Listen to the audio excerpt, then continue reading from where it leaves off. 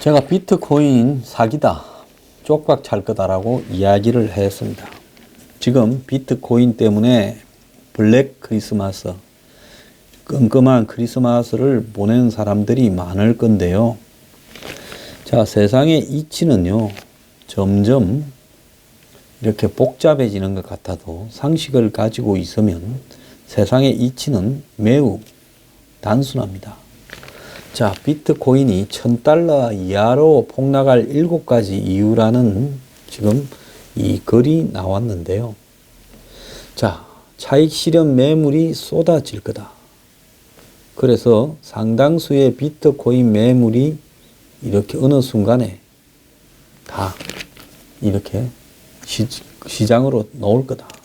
두 번째는 투기 세력이 비트코인의 흥미를 잃어서 돈을 빼낼 거다. 세 번째로는 정부 규제가 이런 비트코인 돈잔치를 망칠 수 있다. 네 번째로는 심각한 해킹 상태가 올 거다. 다섯 번째로는 점점 느려지고 있는데 거래 속도가 문제가 될 거다. 여섯 번째는 과도한 거래 비용이 수수료가 발생하고 있다. 마지막으로는 다른 이런 비트코인이 가진 장점을 가지면서 실제로 안정적인 대안이 마련될 거다. 이런 이야기까지 나오고 있습니다. 그런데 이 비트코인이 수지가 맞지 않는 장사라는 것이 가장 강력한 이야기가 나왔습니다. 비트코인을 채굴하는 데 드는 전력 소모량이 2020년에는 세계 전력량과 맞먹을 거다. 그러잖아도 비트코인 때문에 이 지금 어느 대학교에 비트코인 채굴기를 걸어놓고 돌리는 사람이 많고, 무슨 기업이 하다가 망한 공장을 사들여 가지고 기업의 산업용 전기를 가지고 비트코인을 채굴한다 해서 전기세 문제가 등장하고 있는데요. 비트코인이 환경 오염을 유발한다. 왜 그러냐? 지나친 전기 소모를 이렇게 하고 있기 때문에 그 전기를 생산하기 위해서 각종 발전을 하다 보면 환경 오염이 된다는 겁니다. 또 투기를 위한 오염이기 때문에 이것이 공장을 돌리는 전기는 생산을 위한 오염이니까 긍정적이라 보더라도 비트코인은 투기를 하기 위해서 오염을 시킨다라는 겁니다. 자, 비트코인을 채굴하는 데는 이 채굴 난이도가 높아지면서 소요되는 컴퓨터가 늘어나고 하루 종일 밤낮으로 돌리니까 전력 소모가 엄청나게 늘어나고 있는데, 비트코인을 채굴하는 컴퓨터가 소비하는 전력은 연간 37.02 테라와트에 해당된다고, 미국 내 300만 가구 사용량이라고 합니다. 덴마크에서 1년에 소비하는 전체 전력량이 33테라와트. 10배보다도 훨씬 많은 거죠. 덴마크 전체예요. 그래서 비트코인이 엄청난 전기를 잡아먹게 된 배경에는 가상 투기 광풍이 있는데, 연초 $1000이던 비트코인이 최근에 2만 불 부근까지 가니까 채굴꾼들이 대량으로 채굴기를 돌리면서 지금 전력 소모가 늘어나고 있는 겁니다. 비트코인은 전체의 80%가 이미 채굴됐고요. 이제 채굴이 어려울수록 전력 소모가 더 많아질 겁니다. 최근에 비트코인 채굴 난이도는 지난해 초보다 18배나 높아졌고, 어려워진 만큼 전기를 많이 쓰는 고성능 컴퓨터들이 한꺼번에 돌아가고 있는데, 중국이 세계 가상화폐 채굴량의 절반 이상을 이렇게 차지하고 있다는 겁니다.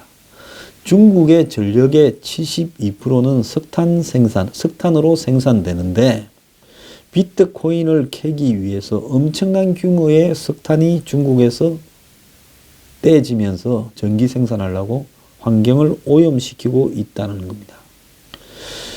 자, 비트코인이 이제 채굴이 다 끝나서 끝나는 게 아니라, 그러면 다른 또 가상화폐를 채굴한다고 이렇게 전력 소모가 있을 거기 때문에 큰 변화가 없다면 2019년에는 가상화폐를 캔다고 전력을 쓰는 것이 미국 전체 사용량과 맞먹을 거고, 2020년에는 전 세계 전력량과 맞먹을 거라고 하고 있습니다. 뭘 하고요? 이런 식의 비트코인을 우리가 아무자고도 쓸모없는 것을 만든다고 환경을 오염시키고 전기를 써야 되겠습니까? 결국은 이 국가 간의 규제가 본격화되기 시작하면서 비트코인 시장은 무너질 수밖에 없습니다. 제 말 듣는 사람들 나중에 후회하기 전에 빨리빨리 판단 잘하기 바랍니다. 투기가 있는 건 다 문제가 있어요. 2033년에요. 일본에 집 10채 중에서 3채가 빈집이 된다랍니다. 제가 아까 비트코인 예고했듯이 한국의 이 사회 문제는 일본보다 5년에서 한 10년 정도 뒤처지면서 거의 정확하게 따라가고 있다는 걸 제가 오래전부터 느꼈습니다. 그러면 지금 일본이 겪고 있는 빈집의 문제, 지금 우리나라에 무슨 버블7에 강남의 부동산 가격이 정부의 규제도 폭등을 한다 어쩐다 난리지만은요. 이것도 제가 봤을 때 머지않아 다 끝나게 될 겁니다. 아무리 그래도 이 좋은 지역에 아주 좋은 주택들은 한정이 되어 있기 때문에 절대 그렇지 않다. 그런 소리 하지 마세요. IMF 때 테헤란로에 건물들 숱하게 나왔습니다. 금융위기 때 테헤란로에 건물들, 강남의 집들 숱하게 나왔습니다. 그래서 누굽니까? 민정수석 했던 사람 장인 건물도 그때 안 팔려가지고 헐값으로 내놓기도 하지 않았습니까? 자, 일본의 집 문제 좀 알아봅시다. 일본의 지바현의 니시우나바시의 한적한 주택가에 20평 낡은 목조주택 철거가 진행이 되었는데요. 자, 자식들은 이미 다 떠난 집에 노부부가 살다가 한 명씩 차례대로 죽은 다음에 10년 동안 비어있던 집을 이렇게 뜯게 된 겁니다. 그래서 공사기간은 12월 12일부터 27일까지고 비용은 200만 엔이라는 겁니다. 2천만 원 정도 드는 거죠. 뜯는데 인근 주민들은 10년째 비어있는 집에서 불이 나면 어떡하나 하고 문제 제기를 많이 해왔고 이 집 말고도 빈집이 많았다는 겁니다. 현장 작업을 한 이 회사 직원은 철거 의뢰가 모여서 토요일에도 작업을 하고 있다. 집은 사람의 손을 타지 않으면 망가진다. 인구 감소는 이런 부분에서 그림자가 깊다라고 이야기를 하고 있습니다. 동아일보 지금 보도 내용인데요. 급증하는 빈집이 일본에서 큰 사회 문제가 되고 있다. 일본 총무성이 5년마다 조사하는 내용에 따르면 2013년에 빈집이 820만 채입니다. 빈집이 820만 채예요. 일본의 인구가 1억 좀 넘는데 빈집이 820만 채. 자, 그런데 전체 집의 가구 수의 13.5%라는 겁니다. 베이비붐 세대가 모두 75세 이상이 되는 2025년에는 상속 급증으로 더욱 늘어날 걸로 전망이 되는데 2033년이면 전체 주택의 30%인 2015만 채가 빈집이 될 거라고 예측이 나오고 있습니다. 자, 빈집이 늘어나는 이유는요. 인구 감소와 핵가족화, 교통이 편리한 도심과 새로 지은 집을 선호하는 젊은 층의 라이프 스타일도 영향을 미치고 있고요. 또 경제 성장기에 일본 경제가 한참 성장하던 6, 7, 80년대에 도심 외곽에 마이홈을 짓고 마이카를 장만하던 부모 세대와는 달리 1990년대에 이 버블 붕괴를 경험한 일본 젊은이들은 비용만 들어가는 부동산을 굳이 가지려고 하지 않고 임대를 하려고 한다라는 겁니다.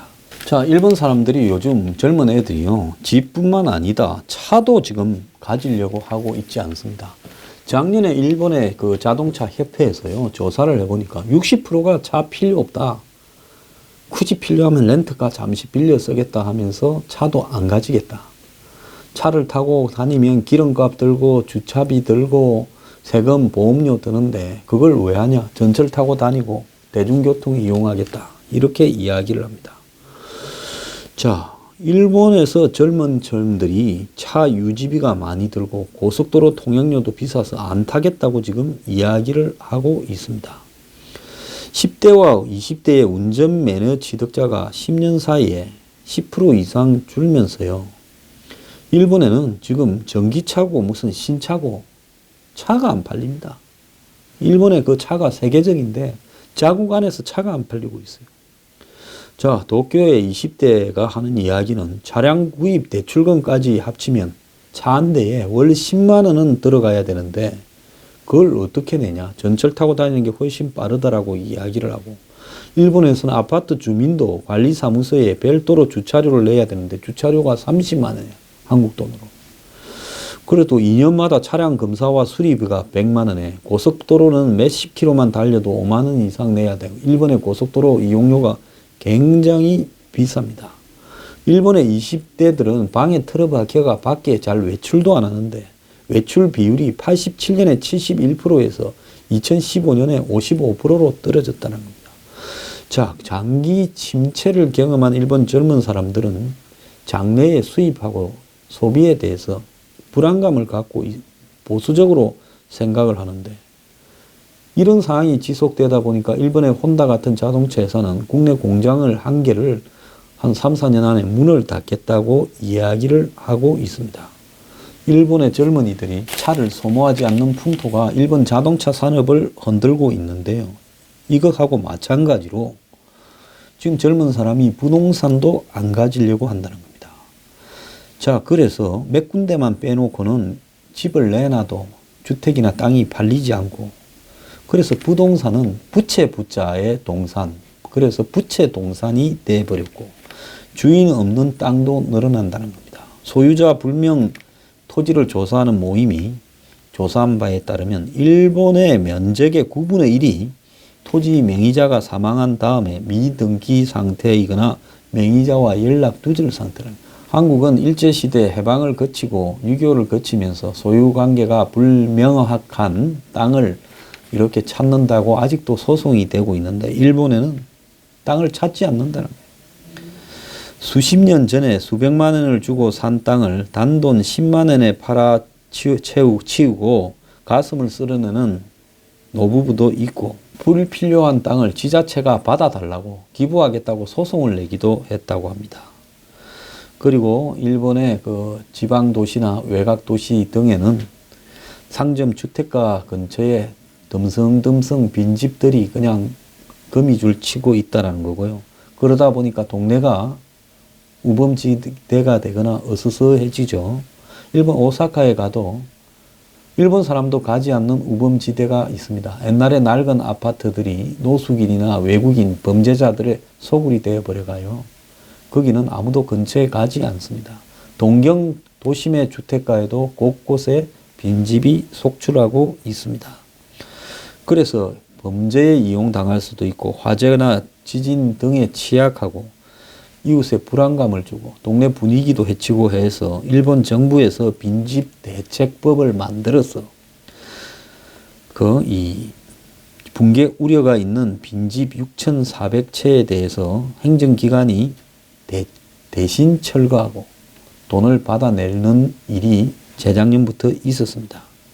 그래서 지역 단위에는 쓸만한 빈집을 활용해서 민박 보육시설, 지역민들 모임 장소로도 만들고 있고, 그래서 도쿄도에서도 2040년에는 없어질 거라고 이렇게 평가가 되던 도시마구 같은 경우에는 이런 빈집들을 갖다가 활용을 해서 젊은 사람들을 끌어들이기 위해 여러 가지 시도들을 하고 있다고 합니다. 그래서 요즘 TV 예능이나 여행 프로에 보면 일본에서 민박이 유행을 해서, 그래서 각종 범죄도 생기기는 하지만은 싸게 민박집들이 있는 것들이 가끔씩 나오죠.